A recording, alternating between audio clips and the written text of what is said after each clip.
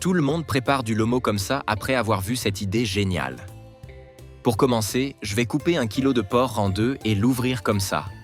J'adore les recettes comme ça, simples, mais avec un petit truc en plus. Juste après, je vais faire plusieurs entailles en diagonale sur la surface du porc. On couvre avec un sac plastique et on tape avec un maillet de cuisine. Et avant que j'oublie, dis-moi de quelle ville tu me regardes pour que je t'envoie un coucou spécial. Le coucou d'aujourd'hui va à Maxime Lefebvre, de Lille Nord. Je suis vraiment contente que tu apprécies nos recettes.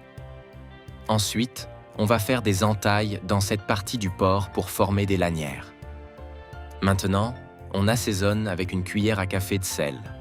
Je vais ajouter une demi-cuillère à café de poivre noir. Et ensuite, on étale bien.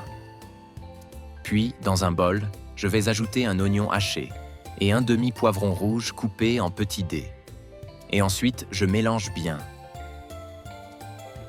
Juste après, on met ce mélange sur le porc, en l'étalant au centre comme ça.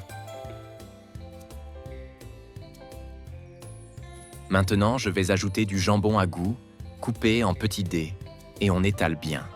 Ça devient exactement comme je voulais. Je vais ajouter des œufs durs coupés en plus petits morceaux, par-dessus le jambon. Ensuite, je vais ajouter de la mozzarella râpée à goût. Puis, on roule le porc comme ça. C'est le moment où tout commence à prendre vie. Maintenant, on fixe chaque lanière avec des cure-dents. Juste après, dans un autre bol, on va mettre une demi-tasse de mayonnaise. Je vais ajouter un quart de tasse de moutarde et un quart de tasse d'eau au concombre. On mélange bien et on ajoute une cuillère à café de sel, une demi-cuillère à café de poivre noir, une cuillère à café de paprika.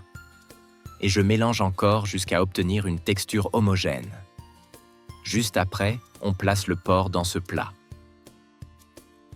Et ensuite, je verse le mélange par-dessus le porc. Maintenant, on met au four à 180 degrés pendant 1 heure. Après ce temps, je sors du four avec précaution. Et ensuite, je retire les cure-dents qu'on avait mis. Juste après, on coupe ce délicieux porc farci en tranches et on le met dans une assiette. J'aime ce genre de recettes parce qu'elles tiennent exactement leurs promesses. Pas besoin d'étapes compliquées, pas d'ingrédients difficiles, et pourtant ça attire l'attention. Le résultat, le visuel et le goût sont incroyables. Fais-la chez toi aussi et dis-moi ce que tu en as pensé.